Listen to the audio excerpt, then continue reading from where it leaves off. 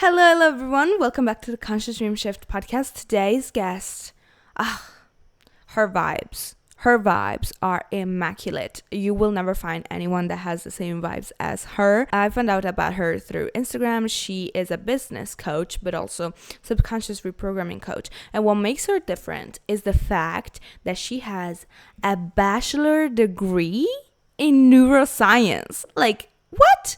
I love her so much. She is such an amazing person, and when you talk to her, you just know that she is on a high frequency. I love her. I honestly love her. In this episode, she's going to tell us all about how to actually embody your manifestations and keep like the wish fulfilled energy throughout your days, because a lot of time we tend to not really embody it all the time, because it's a struggle when your reality, like your 3D reality, is not matching your wish fulfilled reality. You know what I mean? So she'll tell us more about that, also about launching and all that, and I can't wait for you to hear it all about it. So welcome to the Conscious Dream Shift podcast, Lauren. Well, hello Lauren. We have here beautiful, amazing, fantastic, awesome Lauren. How you doing? Oh my gosh, I'm good. Thank you so much. What an intro. I really appreciate that. You should listen to the one before this. So we have here Lauren. She's you introduce yourself. Okay. Like, why am I trying to do everything? That's so masculine of me. I'm literally, I'm Lauren. I'm a mindset and business coach. I help female entrepreneurs scale their businesses up to and past $5,000 months by hacking your brain, leveraging your human design, and mastering the art of business magnetism. Let me guess, you're a projector. Yes, of course. I felt it. Well, a human design episode is gonna come. I don't talk about human design so much. I should, because I base my whole life on it. So we should definitely talk about human design as well in this episode. Yes. So you have something unique, which is you have a bachelor degree in neuroscience, right? Mm-hmm. What the hell? Like, this is so unusual for a coach that teaches conscious reprogramming and like neuroplasticity and stuff, because like I don't even have a bachelor degree in anything. Basically, I dropped out of school. But what made you go into neuroscience in the first place? Yeah, so I always was thinking about college. So it literally all goes back to me in high school. In high school, I was always dreaming about college. And originally, I was always thinking, like, what career do I want to have that's going to make me a lot of money? Which, like, that's just the truth. I wouldn't want to approach my life now that way, but that's how it was back then. So I was like, what can I do? But the thing that I was always asking myself was like, what can I do that'll make me a lot of money that I actually want to do? Because like, yes, being a doctor or a lawyer, you can make a lot of money, but I was like, fuck that. I don't want to go to school for that many years. That's not for me. What can I do that's actually interesting, that I'm actually going to enjoy? Because the idea of working the same job for like 40 plus years of my life sounded so horrible. So I was like, what can I do? So from freshman year to junior year, I was like constantly trying to figure out. Literally, I was like doing quizzes, like what career should I do? Like I was obsessed with it. And so it was constantly on my mind. And one day I got what was probably one of like the first downloads from the universe I've ever received to do neuroscience. And at the time, it didn't make sense, but now when I look back, I'm like, it makes perfect sense because of how much I am interested in it. But when I decided that, I was literally 16 years old, and I was like, I'm going to get my degree in neuroscience because that's iconic, and I'm really interested in the brain. I've always been interested in the brain. It's always blown my mind that the brain is like what creates our entire existence. Like we do not exist if we do not have our brain. You can live without an arm. You can live with like one kidney. You can get a heart transplant. You can get a lung transplant. Once your brain is done, you are done. Lights out. And wow, I have always found that insane. Like it's so crazy when you think about it. And I was like, I need to learn more about it because what the heck? Like this is such an interesting thing about human existence. So that's why I was originally interested in it, and then once I was in college and actually got to take, because freshman year you have to take so many just like basic classes. So Mm-hmm. once I got to actually take neuroscience my sophomore year of college, I was like so obsessed. I just find it so interesting the way the brain works. I'll never not be obsessed and impressed by it because it's so crazy that it literally is our entire existence. So that's what made me want to get into it. And now hindsight is 2020, and I'm like, I understand why I was so interested in that way, because I was like, the brain is magic, and now it actually, like, now I know it actually like is magic and it can create magic. Wow. Like you just sold me like a bachelor degree in neuroscience. I think I'm gonna go back to school. Really? Well, but like when you learned about it, did you like I don't know, obviously I don't know what you studied because I've never done it. But what what do you study? Do you study actually like the subconscious and how to reprogram the subconscious, or is it just how it's like how do you study like programs, like did you study all of the things that basically I know, or is it just like you learned about like how to reprogram your subconscious later? So I learned about subconscious reprogramming specifically later. In my Mm, degree, I have my degree specifically in behavioral neuroscience. So, like, literally all mm, about the behaviors. So, in neuroscience, we obviously learn about the biology of the brain, all the like axes, synapses, neural pathways, and like neural reprogramming in general. But in terms of like subconscious reprogramming to change your life and like change your reality, it's not taught in that way, like from that mm, frame, if that makes sense. yeah. But when I was learning about subconscious reprogramming, I was like, oh, obviously this makes so much sense because I know that you can create new neural pathways. I know about neuroplasticity. So it's like you're learning about the biological side of the brain, and then in my case, all on top of that, the behavioral side. And that was kind of like a lot of psychology and neuropsychology in there. So it wasn't taught from the same perspective of like subconscious reprogramming manifestation, but it easily could have been shifted to that perspective. Like it was from an Mm, academic perspective, but the same thing is the same thing, you right, know? right. Yeah. And then how did you get into manifestation? Like who was the first person? Because we know that it was a like for me it was a gay little guy. And for you, who taught you about it? Yeah, so the first time, at least that I remember, seeing or knowing, like even seeing the word manifestation was on TikTok. So I don't even remember who it Oh. was. It was literally a random TikTok. So that's how I like first found out about it, and that's where I saw the 333 method, and then that's what I did, and then I manifested a job in 3 days, and I was like, this shit's real. From there, the first person that I can remember really diving in with was Catherine Zenkina, Manifestation Babe. Oh, okay. And I was like binging her podcast because I love podcasts. That's like throwing on a podcast and being able to do anything. That's the easiest way to consume content. I love reading too. So I was reading like literally every self help book and manifestation book under the sun. Like you name it, I've read it. So obviously, like You Are a Badass. I love that one because that's the one I always tell everyone else to read. I'm like, you might not believe in manifestation now, but read this book and try to tell me I'm wrong. So Ooh, I'm gonna put the link to the book in the show notes yes, that one's because, a like, really if you're great intro. skeptical, like, what are you doing? Read that Yeah, book. exactly. So Manifestation Babe was the first one that because she had so much content already that I was able to binge, because when I started, I was obsessed. Like I wasn't watching TV anymore. I wasn't watching movies anymore. The only content I was consuming was about mindset and manifestation. Books, So podcasts, videos. hyperfixation. Yes, 100%.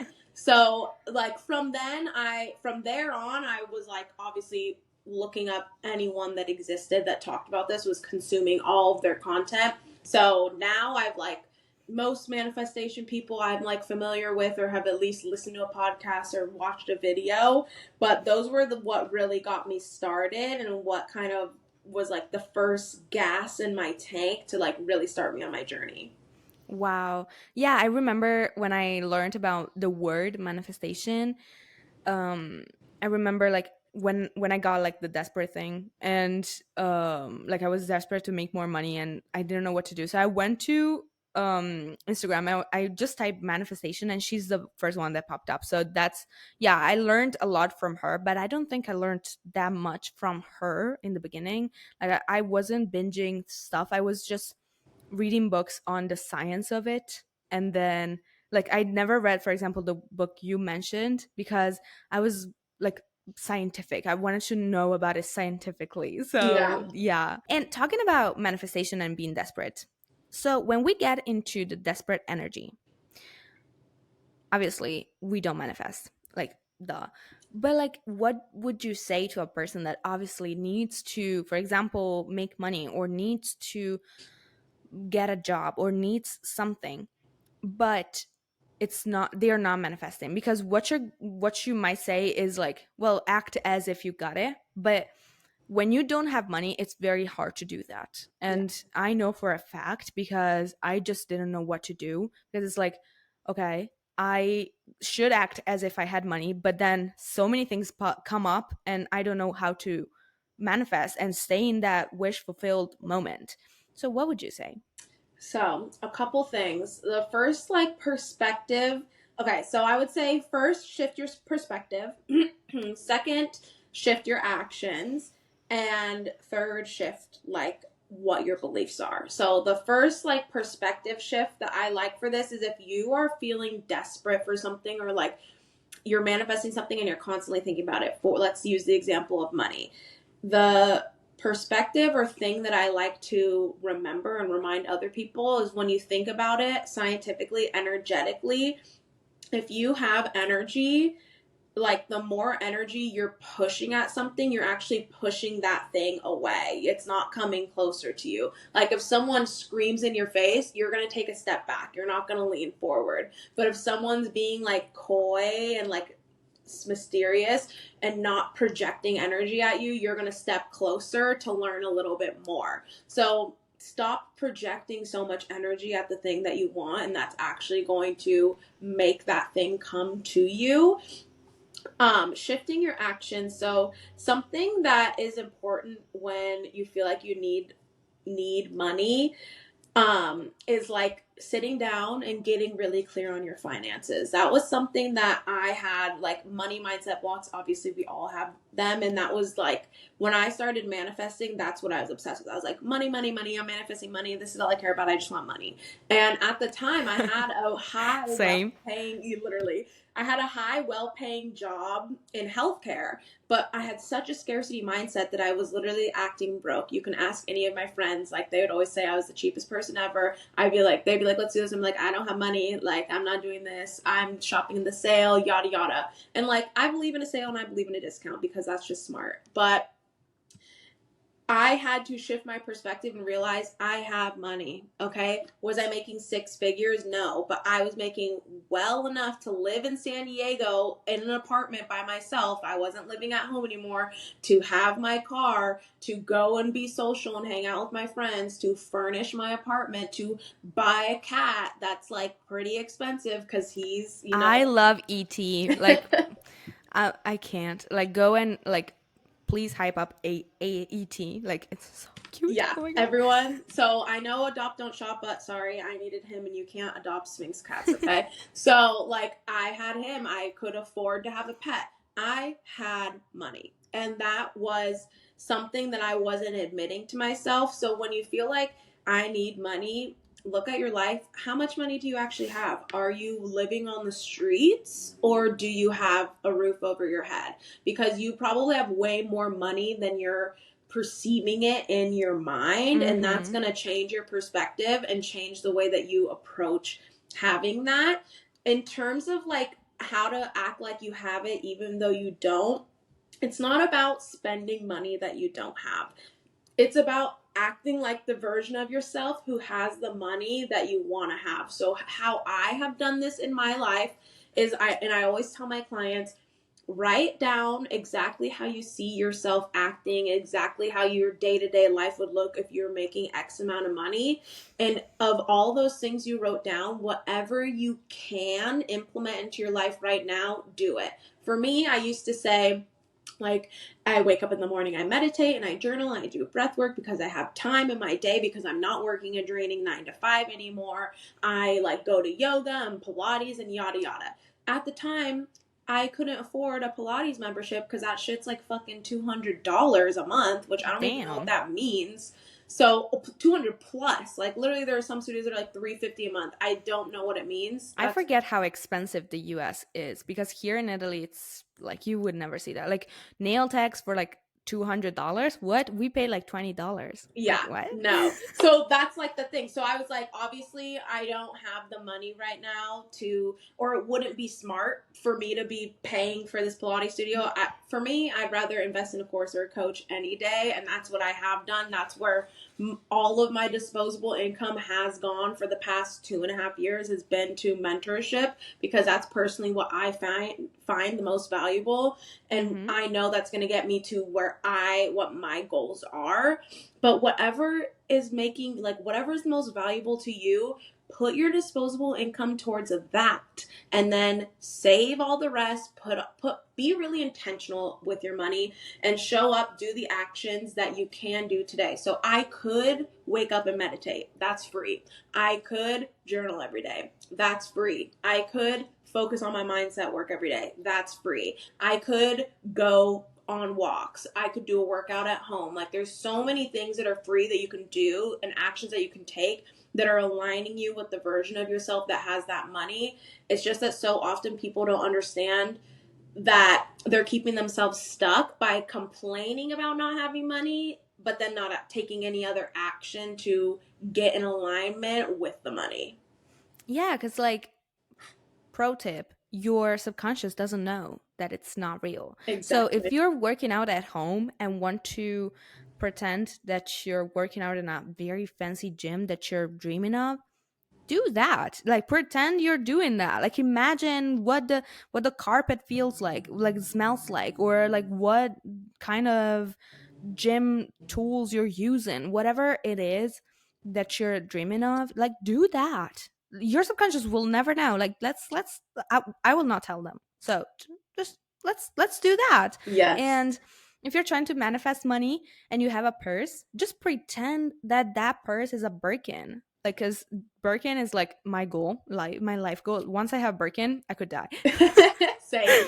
but but yeah, pretend that like cheap bag that you got from Shein is a Birkin.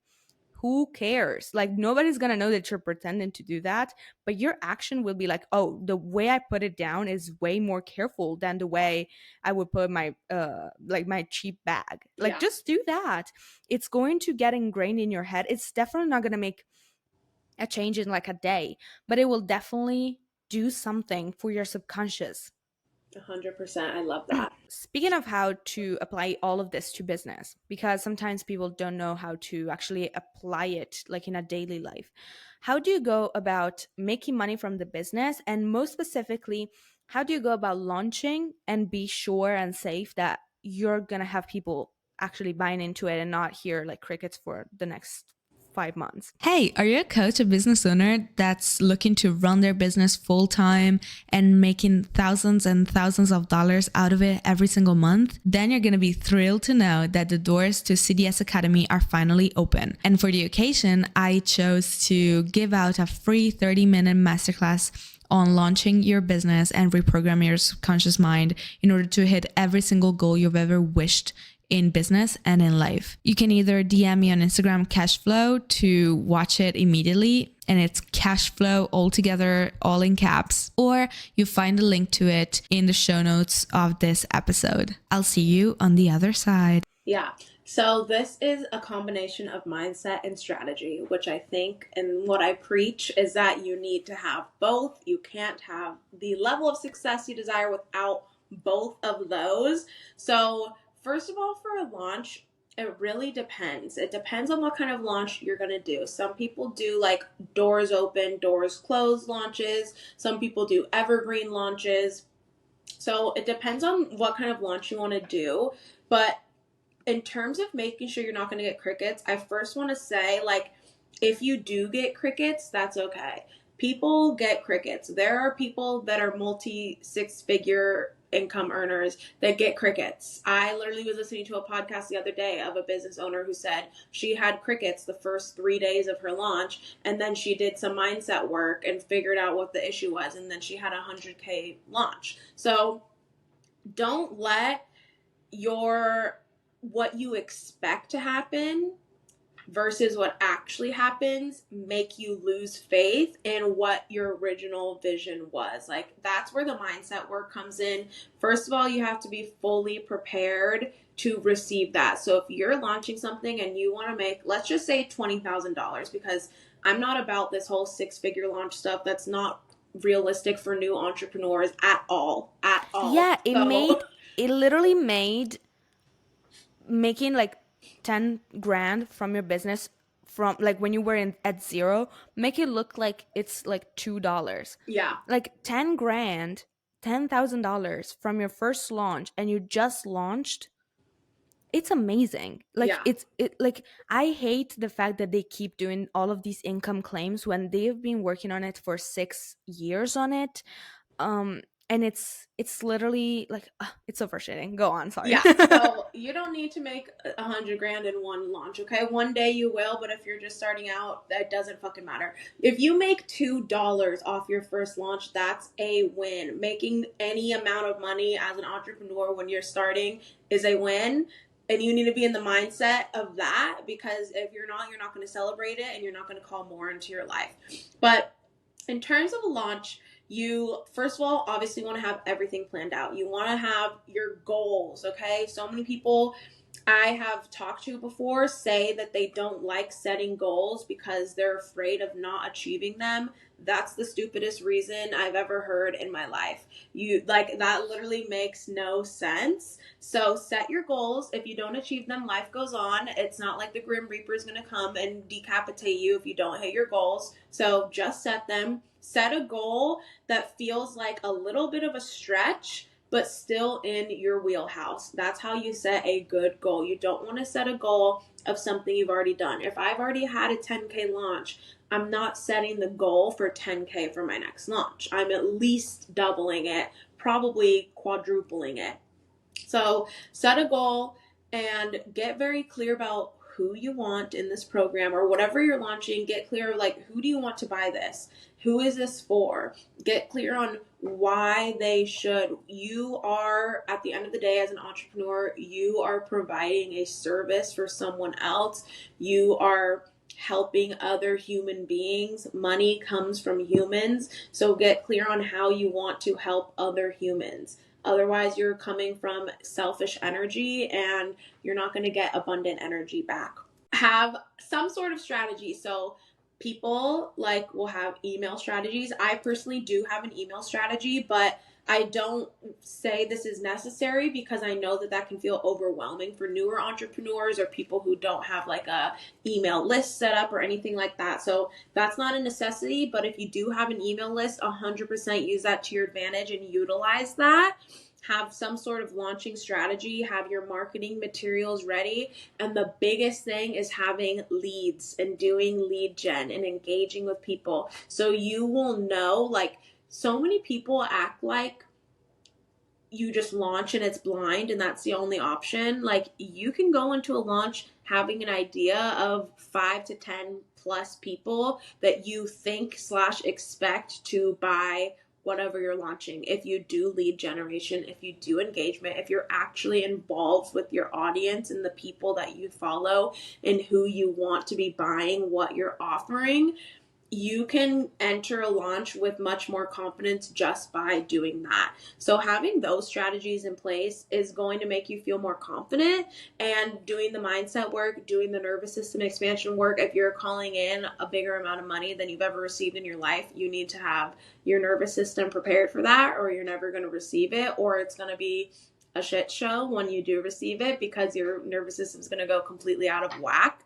But there are definitely strategies in place, and honestly, just remember, set a time frame for your launch, and remember you're not going to fill it in day one. Sorry, that odds of you filling it in day one are very no, slim. really? I'm not launching then. Exactly. So like you got to be in it for the long haul. And if you're an entrepreneur, you have to be in the mentality that it's about winning the marathon, not the race. And as long as you can stay in that mentality, you will be a successful entrepreneur. And what do you think, like speaking of the goal that you have, which is very stupid not to have, which I agree with, because like how can you achieve something if you don't plan on achieving it? But and how do you think that, like, what do you think the supposed amount should be? Like the goal amount should be when you are launching, like for the first time, for example, because some people set, I'm always about the dream big, but like, okay, you cannot plan on having $1 million launch on your Yeah. first launch. That's very hard to do. But like, let's say a person has like a new profile, or like doesn't have like hundreds of thousands of followers, and they're launching something for the first time. What do you think a launch goal that it's a stretch but they can hit to increase their faith? What do you think Yeah. it could be? I would say it's very dependent on what you're launching. So let's use the example. Let's say you're a coach and you're launching a one-on-one program. What is the price of the program, first of all, and how many people would you want to work with? So for me, when I first launched my like high ticket program, my goal was literally only 5K because I was like 5K a month, swagtastic. That sounds amazing. So I would say something around there, but also my high ticket program 5K would have required 3 people to join. So that's another thing. It's like take your metrics out of what you see other people doing and what would feel good for you. Because for me, $5,000 in my business that I just started would have been amazing. It's life changing. Exactly. And it's like it gives you that confidence, and it just reminds you like that you know that you are meant to be doing this. So I would say set a goal, get clear on what the pricing of your offer is, what the offer is, because obviously if it's a one-on-one, like how many people you can bring into it, it's going to be different than a group program, or if it's like whatever you're offering. So what's the pricing? How many people would you like to be in there? Use that to set your goal. I don't make money goals necessarily. Like obviously if I'm setting my August goals for the month, I'll say like X amount of cash month. But when I'm actually focusing on it, I'm thinking about the people. Like how many people do I want to work in this program? What kind of people do I want here? And I think that when you can have that perspective, it's going to take the pressure off the money, but it's also going to be more authentic. That's amazing, because it's literally what I would do. Like I focus on the people instead of focusing on the money, because when you feel like, okay, I want a launch of like 10K, and you're like, oh my god, that's $10,000. I've never even seen that money. But then you go into like, how many people is it? And like in my case, it would be 2 people. So it's like, can I convert 2 people? Yeah. And so you go into like the numbers, and you understand if like, okay, so if I convert to like 2% of people, then I get that, blah blah blah, which you can get in my free masterclass B2 Cash Flow, link in the show notes. And what advice would you give to someone who has never made a sale in their life? So I know it's all about the first sale. It's all about like that resistance that you have in like, I can't actually make money from the online business. And then you make money, and then the faith goes up. And so what you can do goes up as well. So what would you say to someone who's never made a sale in their life? I would say we need to take a look, 1, at your sales strategy, and 2, at your mindset. But something I suggest to people, if they've been really like marketing a program that's higher ticket and not getting like any responses, especially if they're newer, I love the idea, and it really depends. Like if this was a one-on-one client, obviously I'd be looking at their strategy and I'd be like, we can do this. Like here, I'll give them all my tools and the DM sales and like the sales call resources and all that. But some general tips, the lead gen, like do not underestimate the power of you interacting with other people. But something else, and something that I did when I started my business, was I did a very low ticket offer. And this was great for 2 things. 1, getting the first money in my business and seeing that it was possible. But 2, building up my confidence in being a coach and like charging people money for what I was giving. Mm-hmm. Obviously, like I think that everyone can be an entrepreneur and be a coach if you want to be, but that doesn't mean that you're automatically a good one when you start. So, being a little realistic and being knowing like you don't ever want to scam someone. You don't ever want to like Yeah. under provide. So, if you don't feel confident in yourself, that's why so many people already do this like doing free calls or working with friends or maybe even discounted calls to build up your experience and your testimonials because honestly, you shouldn't work like if the very first person you get on a call with, you are charging thousands of dollars. I don't know. Unless you did like a full multi-month like certificate and therefore it's not your first call because you've done a bunch of practice calls, you Mm-hmm. should be having some sort of experience and that can literally be your friends, your family, free calls that you offer, but you should build that confidence in yourself and have that experience. I did like two friends that I like beta tested my full length program, but like for the first thing though where I was charging people I did like a 3 day manifesting money challenge because I started as a money or as a Mm. mindset manifestation coach. And it was very low ticket, but I ended up getting 15 people in there. And then the feedback for it was so good. And literally like everyone was manifesting money and like That's it so was cool. great. So it pumped me up because I was like, damn, I just made money. Like doing something I actually like. And two, it boosted my confidence and it really solidified and reminded me like I do know what I'm talking about. What I have to say actually is valuable. And those are really great ways to attack your ego much quicker. Because at the end of the day, you don't have to do a low ticket offer. You don't have to do that.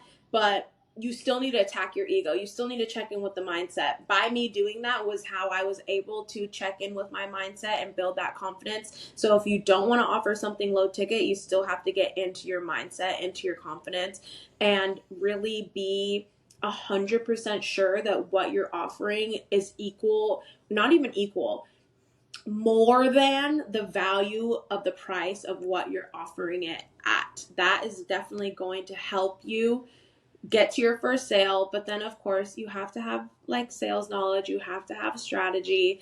But if Mm-hmm. you are like, well, I don't have that and I don't have the money to invest in someone to help me, then my suggestion would be run something low ticket. People love low ticket. People are going to jump in there. If you have an audience right now that's interacting with your stuff, people are going to jump in your low ticket offer. Then you're going to have your first sale, your first money coming in, and your first clients, and you're going to build that confidence. Wow, I really feel like I should like make people pay for this because like this is a whole like masterclass. This is a whole like course.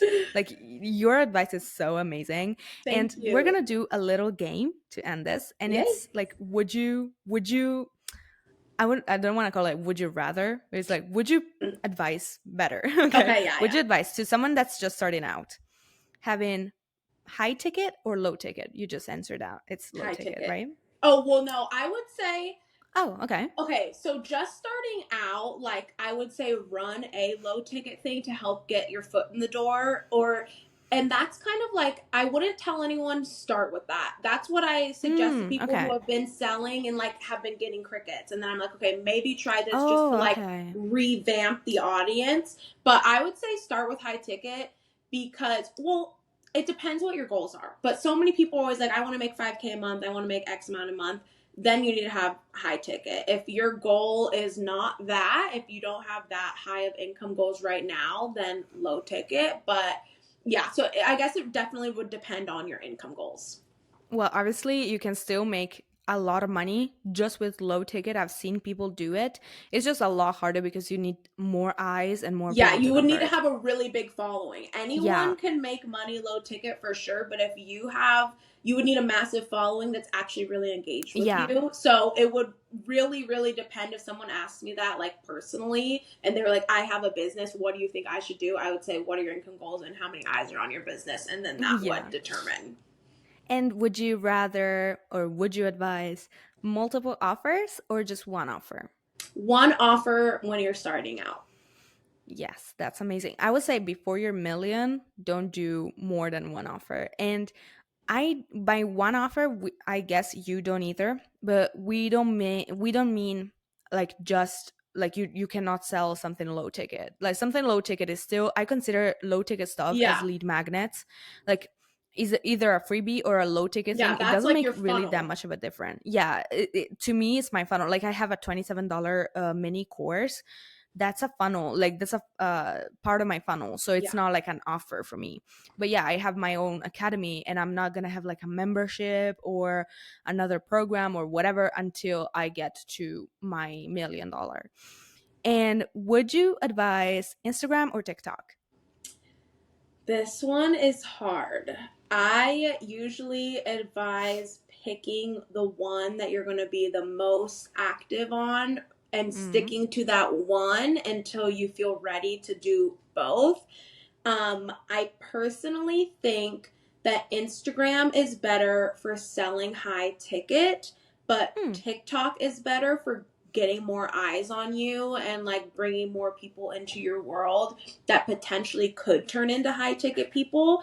But I think that on Instagram, it's you can connect quicker with people who are ready right now to buy high ticket from you versus TikTok would take some more time building that trust and like getting the right eyes on your content.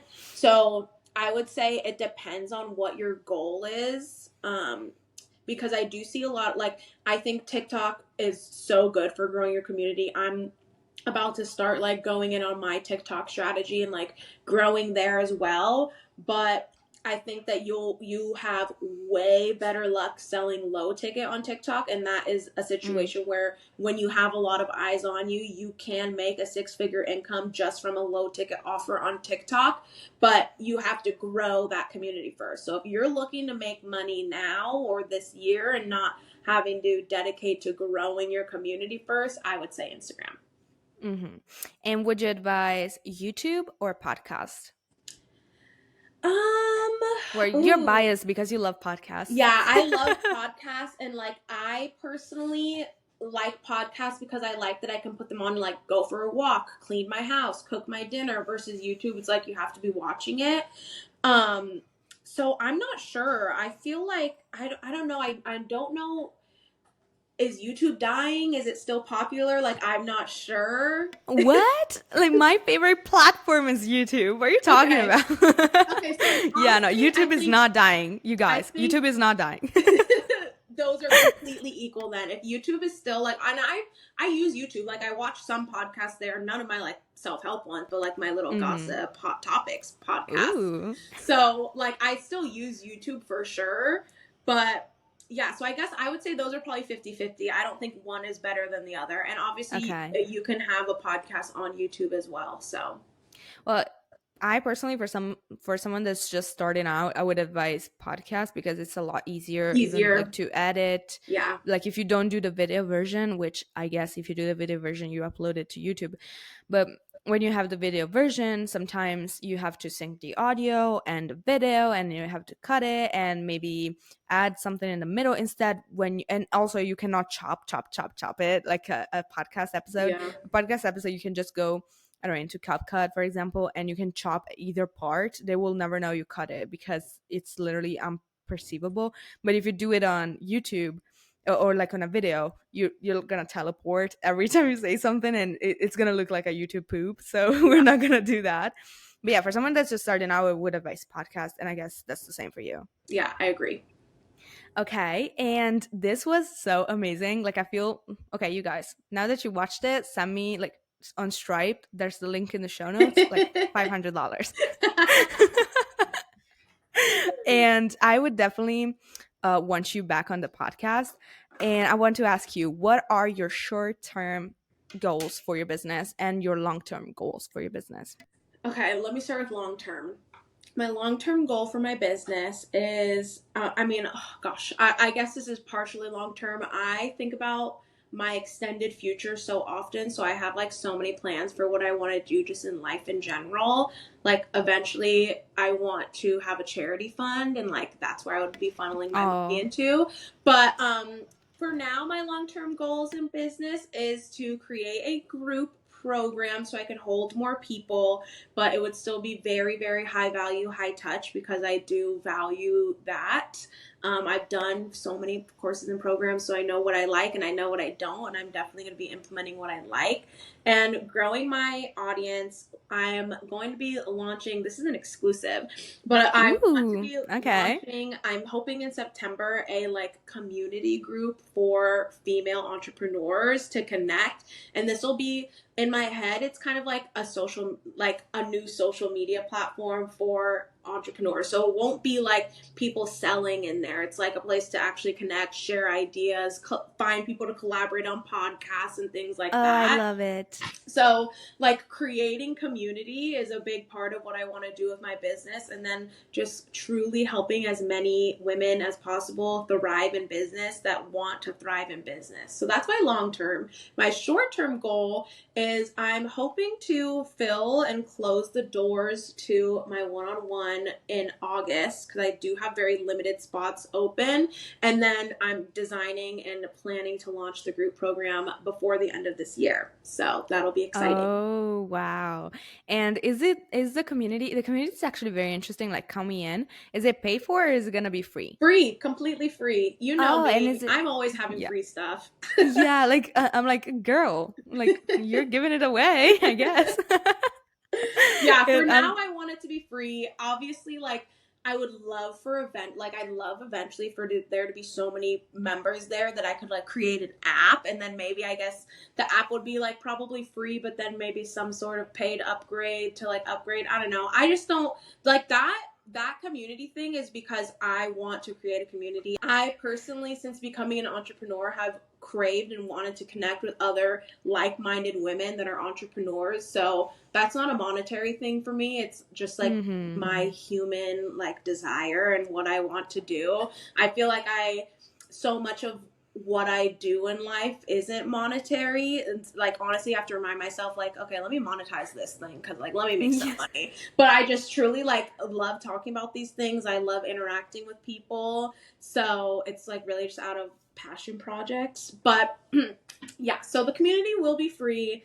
It's really just a place for everyone to connect. It's like, quote unquote TikTok or Instagram. Platform wise, it's not the same, but like those are free things that you can use and connect as well. So it's kind of like that. And is it gonna be in the next year, or do you think it's gonna be like in the years to come? No, I want to launch it in September.